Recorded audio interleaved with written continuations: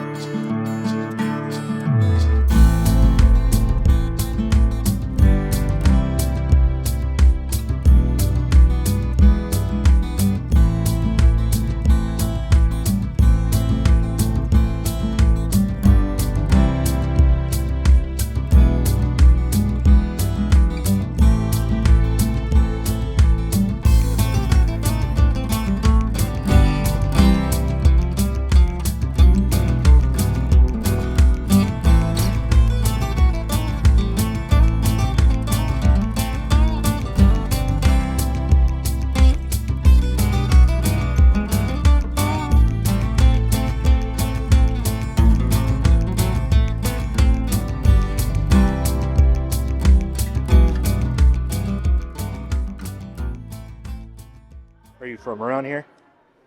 More or less. I've been staying on campus or roughly there since the fall, but I've been staying in Aberdeen for the past couple of years. Okay. Aberdeen. It's a cool spot.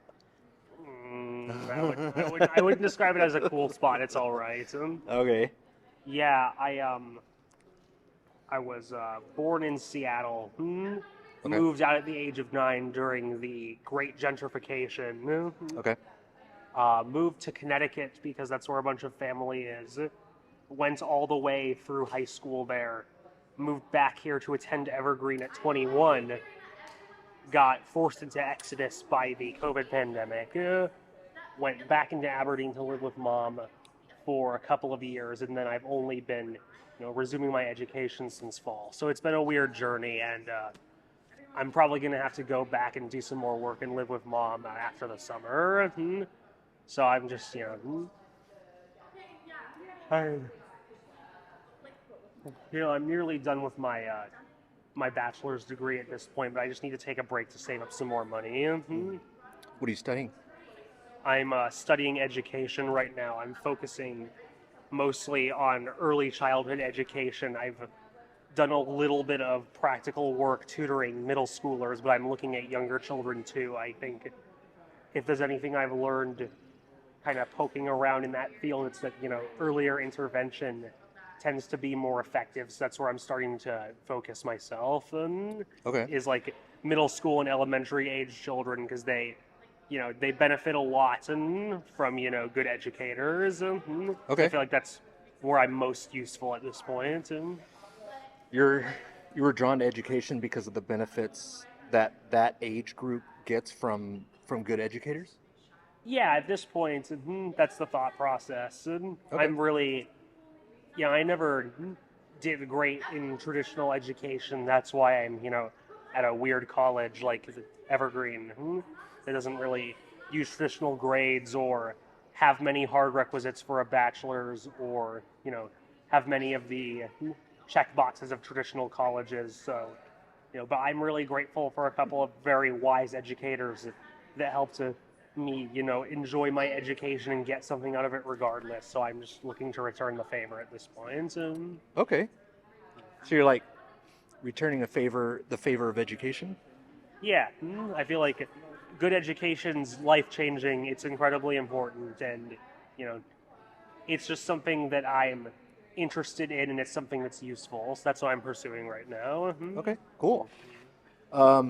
Just to kind of give you a recap of what we're doing, is we're out here interviewing folks in the community about something that's meaningful to them, something that they think is true. And what I do is I ask questions from a neutral perspective that kind of helps us explore how you arrived at the conclusion and what supports your confidence that it's true. Does that sound cool? Yeah, I understand. Okay. You said you had something that you wanted to discuss? Yes. Yes, a very fun topic. Causes of suffering. I believe there are three that I believe there are three causes of suffering in many people's lives. These are drawn from personal experiences that they either don't recognize or don't respect enough. These being, if you, I like listen up first, pursuing things you can't have. Okay. Two, making people your enemy. Okay. And three, not accepting help. I feel like a lot of people, there's of course many ways people can, suffer, but I feel like these are things that I notice over and over in my own lives and other people's that they often ignore or repeatedly do to mess themselves up. What was number 3? Not accepting help. Not accepting help. Yeah. Okay. Are these pretty even, or do you think one causes suffering more than the others? I'd say they're hard to evaluate because they're all pretty severe. So I'd say you don't want to be doing any of these to yourself is the bottom line. If you're doing any of these to yourself, you should probably amend that. Okay. Yeah. But they often go hand in hand, I think. Okay. Out of all these 3, which one do you think you which one do you think affects you the most? Your suffering. Not accepting help. That's Okay. probably, at least recently, been what's plaguing me the most. Okay. So, could we say that not accepting help is a main cause of suffering for you? Yes. Okay. Real quick, what is your definition for true? True. Well, there's a super easy one, of course. Yeah, easy questions. Yeah, easy questions only here. Something that based on, well, a personal truth maybe, is something that based on everything I know, is a useful idea that makes my life better. In a general sense, I'd say truths are ideas that generate value. If I'm going to be as loose as possible, it's a useful idea. Okay. As opposed to an unhelpful idea, for instance. Okay. If it's useful, it's true. Maybe that's too pragmatic, but I'll go with it because I said it. I'll Okay. go with it because I said it. Okay, got it. You're free to update what you want to save. Oh, of course. By the way, so feel free to do that. Okay, so if it's useful, it's true, and it's true that not accepting help is your main cause for suffering, at least right now. Yep, that all fits. Okay. Could something be useful and not true? I'm trying to think of an example, and you might think that there are certain things that could be true but not useful, but I don't think so, because even just the act of accepting that an idea is true, even if you can't immediately do anything about it, does help you. There's something to be said about knowing your circumstances, even if you can't help them. Understanding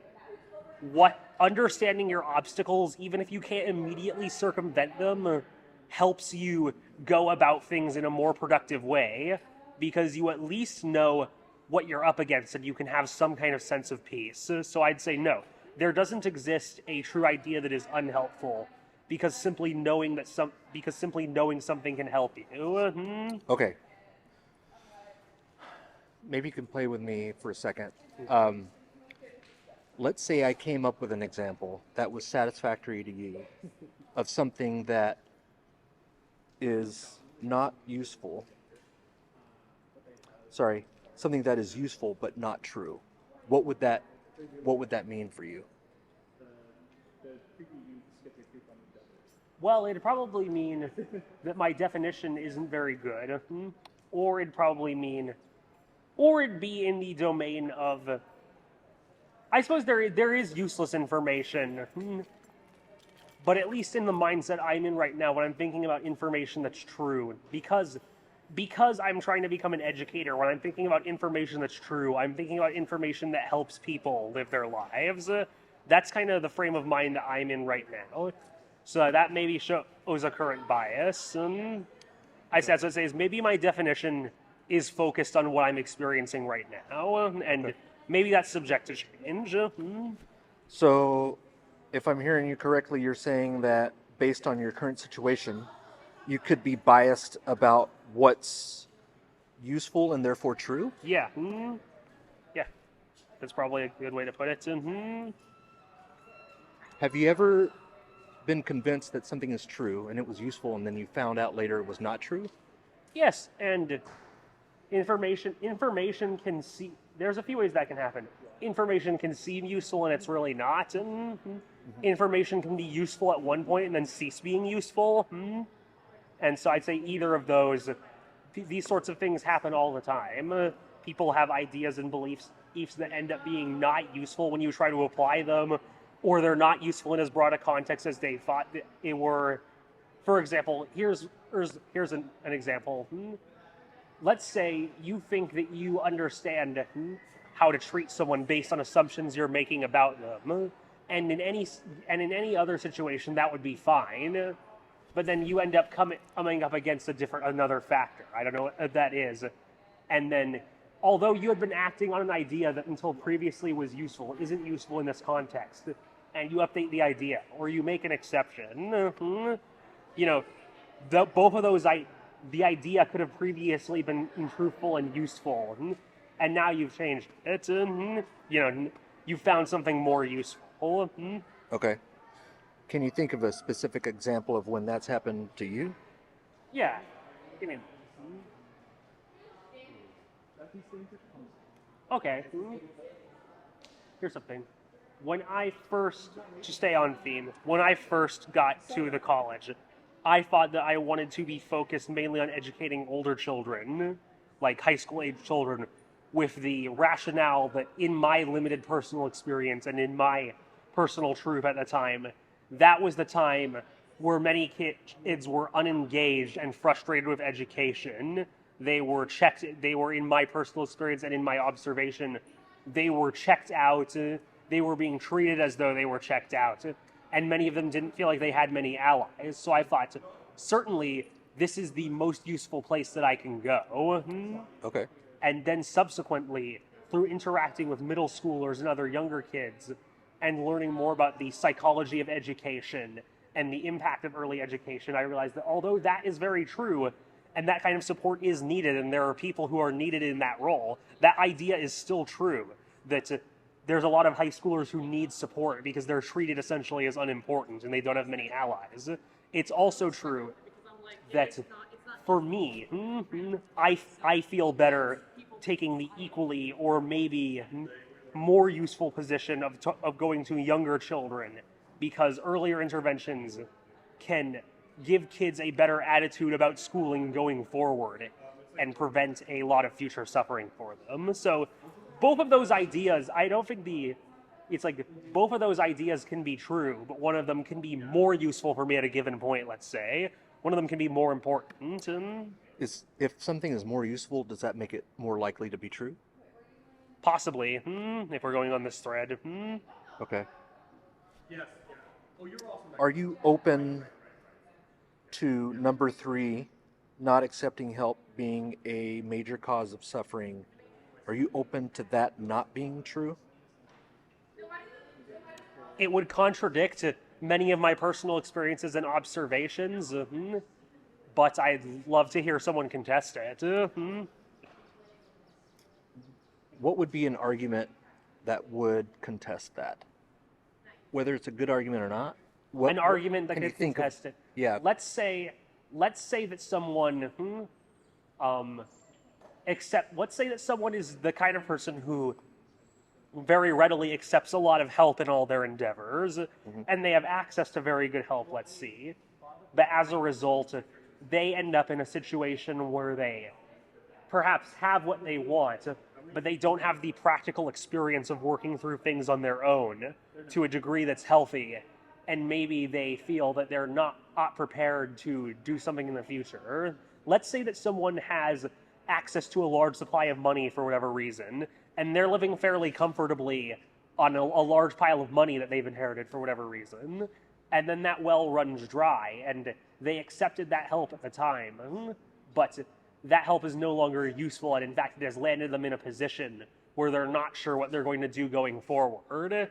So someone could have suffered for accepting the help and not being proactive at the same time. So I'd say, yeah, there are situations where you don't always want to accept people's help, but I'd say they're overwhelmingly, assuming you're being offered help in good faith to the best of your ability, you usually shouldn't let your pride get in the way. Okay. I may have asked this before, but just to make sure, could someone accept help and still suffer? Oh yeah, you can accept help and still suffer. I'm not claiming that resolving these is the panacea to all suffering. Okay. These are just 3 specific problems that I've identified as themes right now. Someone can accept a lot of help and still suffer, either because they feel guilty, there is some problem that can't be solved via the help. You can have all sorts of needs being met very wonderfully, and you can still not be having a great time for whatever reason. Is there anything that could raise your confidence about not accepting help being a major cause of suffering? Anything that could raise my confidence? Simply seeing it continue to mostly be a truthful and useful idea would continue to raise my perception that is a good and useful idea. Okay. Okay, so like your personal observation? Yeah. Either speaking with people about their personal experiences, experiencing it further myself, hopefully not through, continuing to suffer for it. I feel like, as much as people often like to complain about anecdotal evidence, when we're just talking about our lives and how we manage our lives, all we have to go on is people's personal examples to a degree. Theory is very good and practical, but you just have to observe what's happening to you and act appropriately. So if something is continuing to be a problem and there continues to be a solution to it, I don't think that should be ignored. Okay.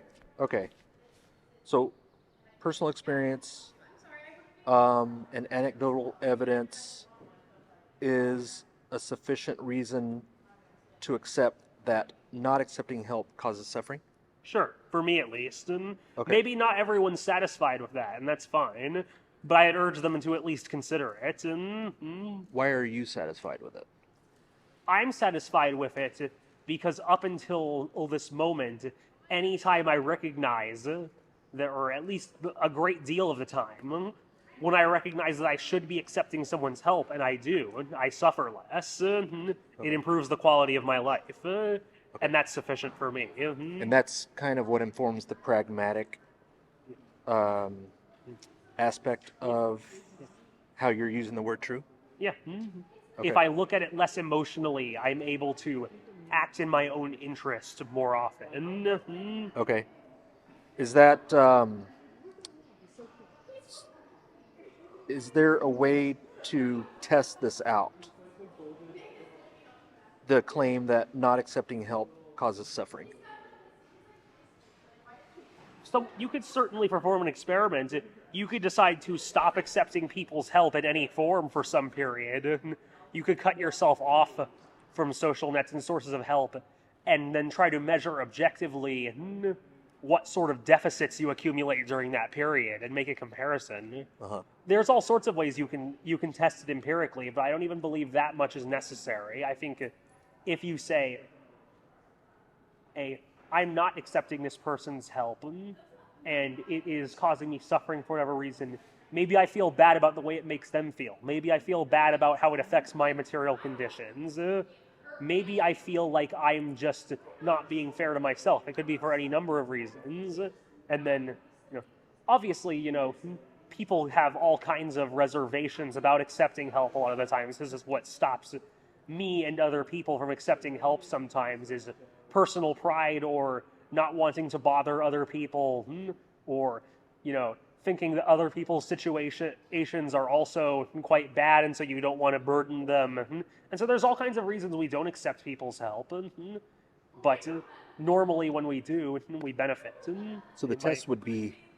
The test would be to remove as much help from outside help from your life as you could and see how it affects your life and whether or not there's a measurable increase in your strain. Yes.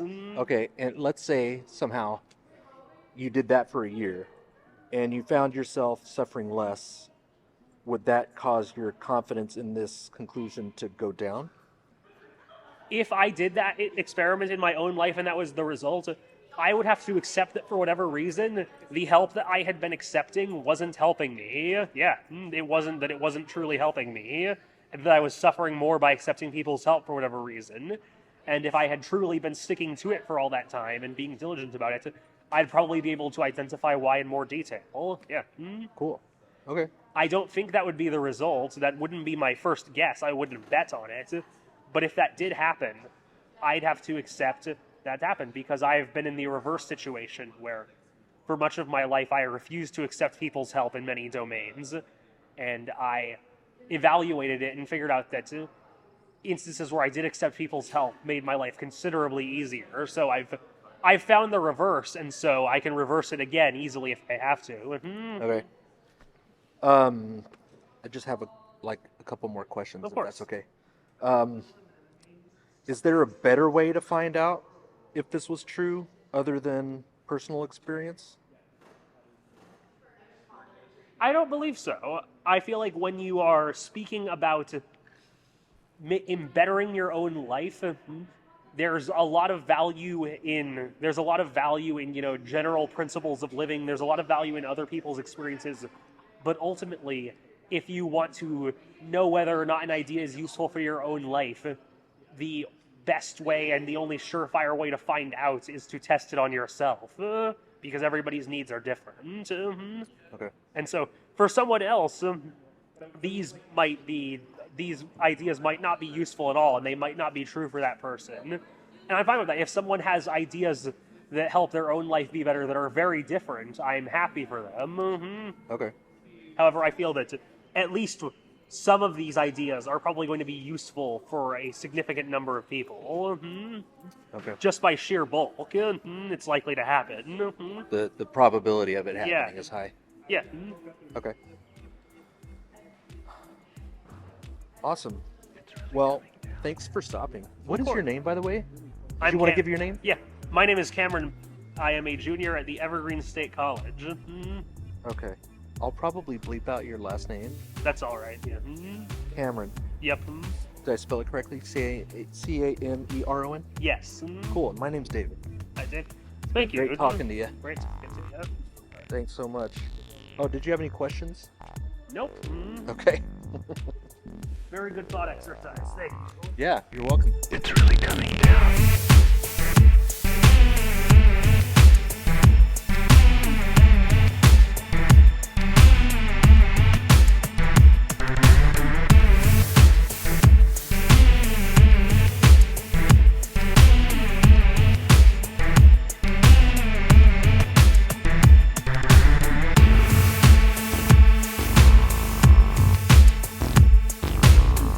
Do you have something in mind?